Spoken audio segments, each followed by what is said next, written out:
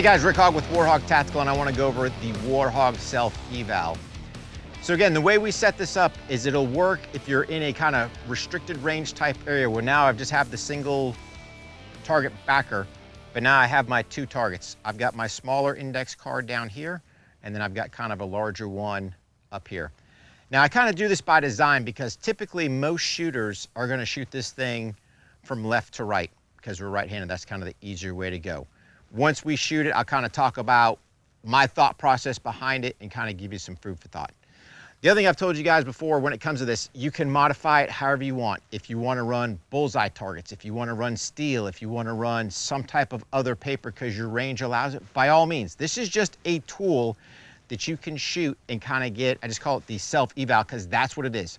How do I have some tangibles in here that will improve myself so I can make some notes and go, hey, where's some areas I need to work on? How is my marksmanship?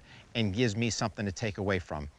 The other thing is this is typically a 20-round course of fire. With kind of the ammo constrictions going on the way it is, we've trimmed this down to a 12-round course of fire, so it'll be 2 mags of 6. Typically it's 2 mags of 10. So again, could you tweak it down even further to 2 mags of 4 if you wanted to? You could.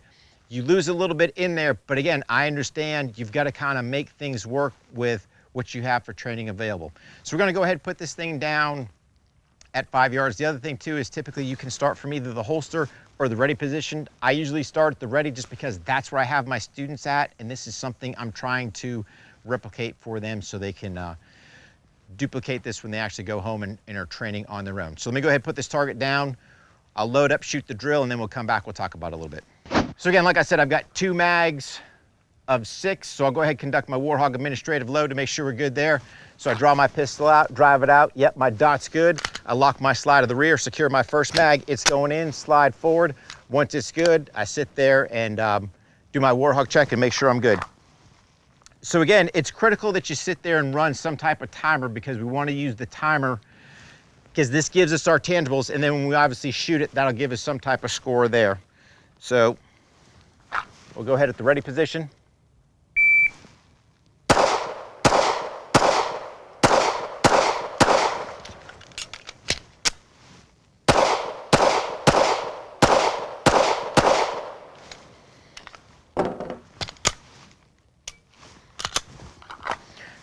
So again, I ended up getting my time on that one there, and we'll talk about this time here in a sec, but I want to sit there, pull the target, and just kind of talk to you guys about that a little bit. So again, if you look at it, couple things. Number one, if you go back to what I did at the end, I sat there, you know, kind of dropped the mag. I did a kind of ghost reload there because I don't want to get in the mindset of, hey, the fight's over. I want to sit there, load it up, and make sure I get that ghost reload in there whenever I conduct my drills because I don't want to get caught kind of in that flat range mentality. The second thing to look at is, you know, you're going to sit there, tally up your scores. What you'll see is I ended up engaging this one here first. And the reason I set this up like this is because, like I said, most people will shoot it from left to right. But if you're looking at it from a self-defense aspect, this is my larger target, which probably means that is my threat or the closer threat to me. So I want to engage this one first. Same thing, 1, 2, conduct the mag change, come back to 1, and then hit 2. Here's the thing. I ask a lot of guys, hey, if my round were to hit right there on the edge, so if I were just kind of break the paper, would you count it or not? And this is a question you're going to have to ask yourself. So I will just tell you this. For me, I don't.